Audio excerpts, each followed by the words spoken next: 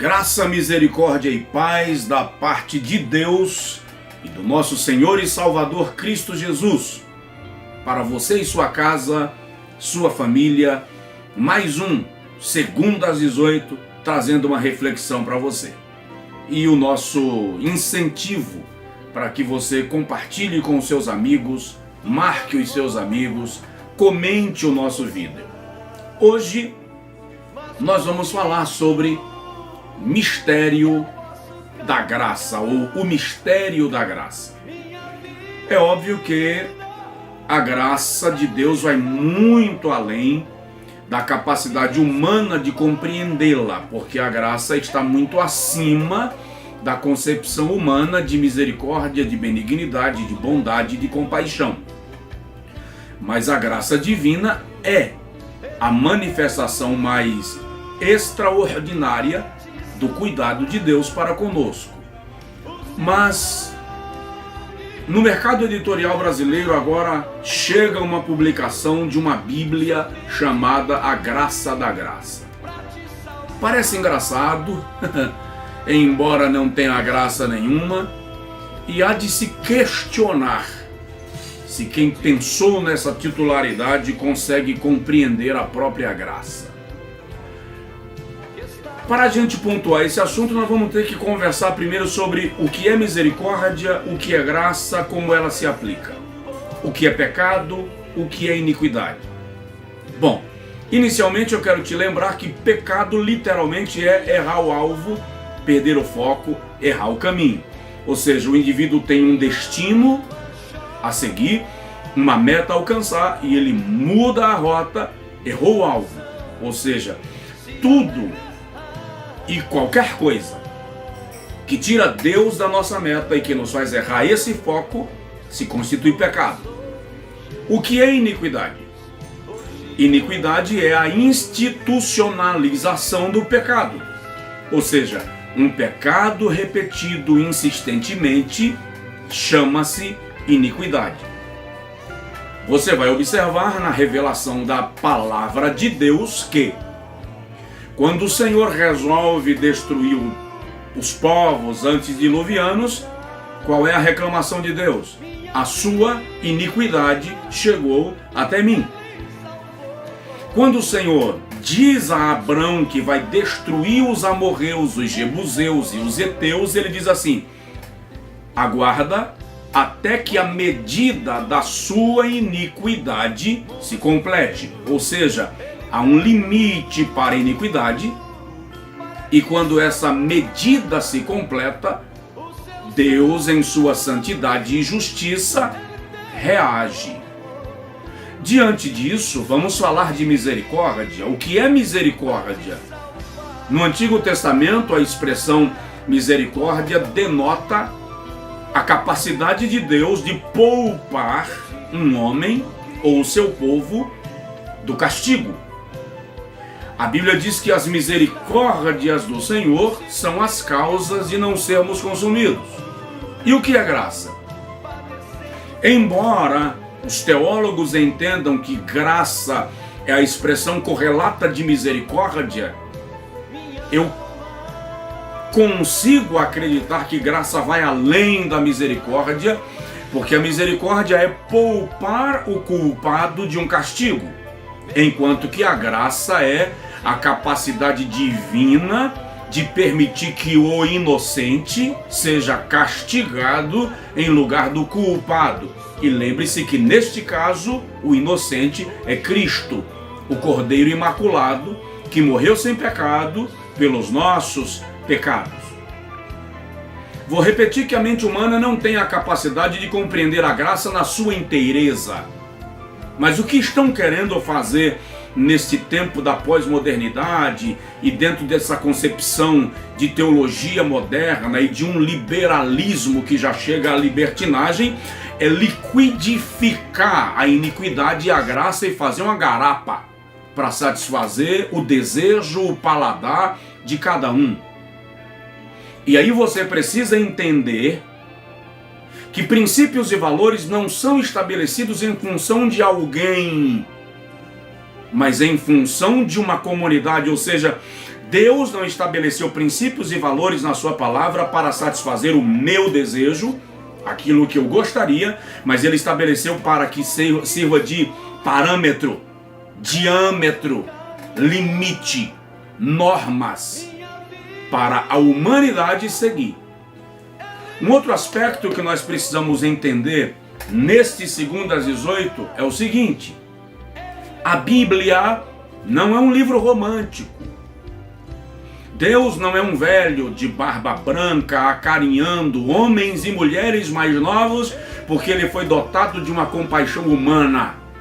A compaixão de Deus é divina, é um atributo da divindade, assim como o próprio Deus é o Deus infalível, perfeito, santo e eternamente perfeito. Então nós precisamos entender que a Bíblia não é um livro novelesco. Na prática, querido, a Bíblia é uma legislação, é um código de leis, composto de capítulos, incisos, artigos, e é mais ou menos assim: o reino de Deus é chegado, aqui está a legislação do reino de Deus. Você observa essa legislação e desfruta das benesses do reino. Você desobedece e assume as consequências da sua desobediência. E o detalhe é que Deus não vem aqui forçar ninguém a obedecê-lo.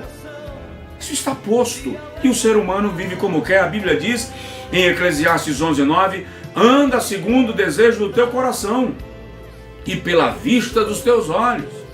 Sabes, porém, que por todas estas coisas um dia Deus te trará a juízo.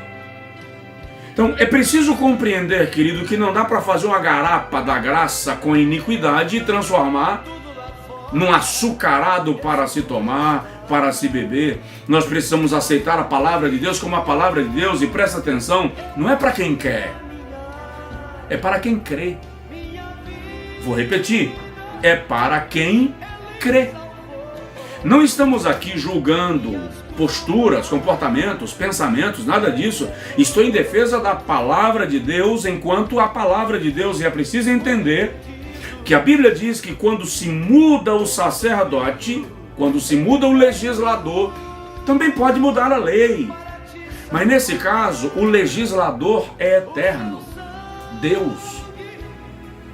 Sendo o legislador eterno, significa compreender que a legislação também é eterna. Então, os princípios de Deus são imutáveis.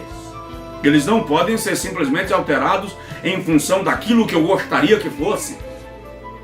Você precisa entender que a graça é um todo na sua essência, e você não faz o sumo da graça.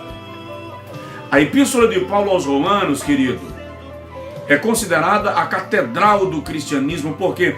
Porque Paulo faz um paralelo entre a lei e a graça e revela que exatamente onde o homem fracassou na sua incapacidade de obedecer à lei, Deus prevalece com a graça, porque a lei dependia da capacidade do homem em cumpri-la, enquanto a graça só depende da capacidade de Deus em amar o homem e o homem receber esse amor de Deus. Só que você precisa entender que o amor de Deus não é uma obsessão cega. Deus não sofre de distúrbios emocionais e psicológicos. Deus não tem obsessão por você nem por mim. Não é aquele caso: Josué, eu te amo de qualquer maneira e a qualquer custo e a qualquer preço, de maneira que faça o que você fizer e bagunce o quanto você quiser, eu continuo te amando e te aceito de qualquer jeito. Linhas gerais, é basicamente isso. Mas quando você vai estudar a palavra de Deus, ele está dizendo assim: eu amo você, como você está. Mas no momento que existe a operação da graça na minha vida, a graça não é a permissão para continuar vivendo de qualquer maneira. Graça é a capacidade de passar pela transformação para ser feito semelhante ao Filho de Deus. Então, queridos, neste 2:18, graça é graça e nós não podemos garapar. Existe essa palavra? Nós precisamos compreender a graça como uma instância superior de Deus. Primeira instância, o estado da inocência. O homem perdeu porque pecou.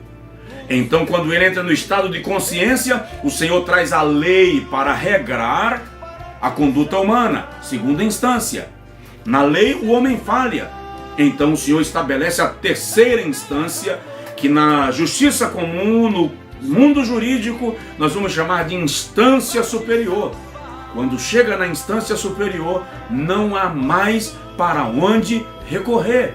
Então, o escritor da Epístola aos Hebreus diz que quando nós aviltamos o Espírito da graça, já não há mais sacrifício a ser feito.